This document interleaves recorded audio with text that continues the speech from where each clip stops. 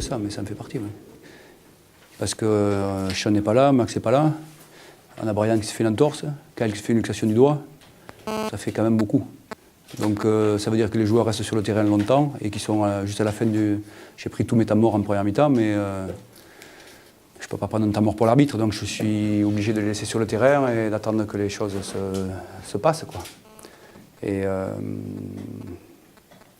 donc, bon, on aurait pu faire mieux parce que même quand on a été devant, on n'a pas nécessairement mal attaqué. C'est-à-dire qu'on est dans l'euphorie et on ne sait pas gérer les ballons qui sont à jouer et gérer les ballons qui ne sont pas à jouer. On veut jouer tout et on rend des balles très vite à l'adversaire. Et dans les moments d'euphorie, c'est ce qu'il faut qu'on arrive à mieux faire. Voilà, je trouve que nos meneurs de jeu sont parfois un peu trop gourmands et on perd le sens de ce qu'on a à faire, alors que quand on développe le jeu qu'on décide de développer, on pose des problèmes. Voilà. Après, sur la partie défensive, on est impacté parce que sur tous les postes, ils sont plus grands que nous. Donc c'est difficile, quoi. Et en défense, ils ont switché. Donc c'est sûr qu'avec Sean, sur les switches, on aurait été beaucoup plus performant parce qu'il a quand même une connaissance de son métier qui est bien meilleure et des mains qui sont meilleures que Nando. Nando donne de l'énergie, mais là, il nous manque un peu autre chose. Mais c'est surtout défensivement où on est naïf, quoi. Nos joueurs intérieurs, les jeunes, là, sont très très naïfs. Ils ne voient pas ce qui se passe. On a beau leur expliquer. Voilà, donc on se fait poster sur toutes les positions. On a beau changer les joueurs, changer de stratégie. Voilà, il faut des joueurs un peu expérimentés pour compenser. Après, on ne peut pas compenser la taille, on ne peut pas tout compenser. Que Yanis fasse un gros match aujourd'hui, ça ne tombe pas bien pour nous. Mais bon, nous, la priorité, c'est d'essayer de contrôler les ballons sous le cercle. Ils ont plus de 20 tirs de plus que nous. Donc nous, on a un gros pourcentage, hein, mais ça nous fait une belle jambe, on n'a pas de ballon.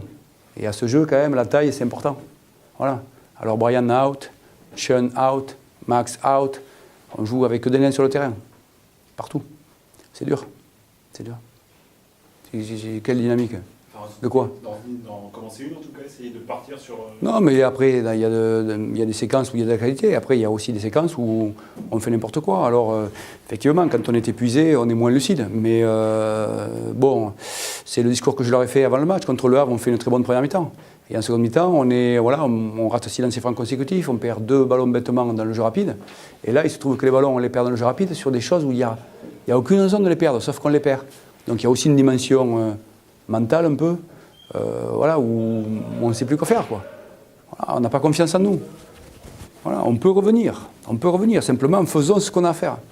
Et on n'est pas dans ça, on est plutôt dans, allez, à prendre des risques, on va essayer de chercher, voilà. Ben, le travail sur la précision après dans les choix défensifs, il y a tout un tas de situations où on est plutôt performant, d'autres où on l'est moins, il faut qu'on s'améliore, mais ça passe par le temps.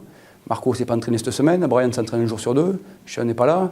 Donc Marco, comme il ne s'entraîne pas, ben, il est moins... Et je l'ai trop fait jouer ce soir. Mais quand Kyle se blesse, j'ai pas beaucoup d'autres choix, pas beaucoup d'autres options.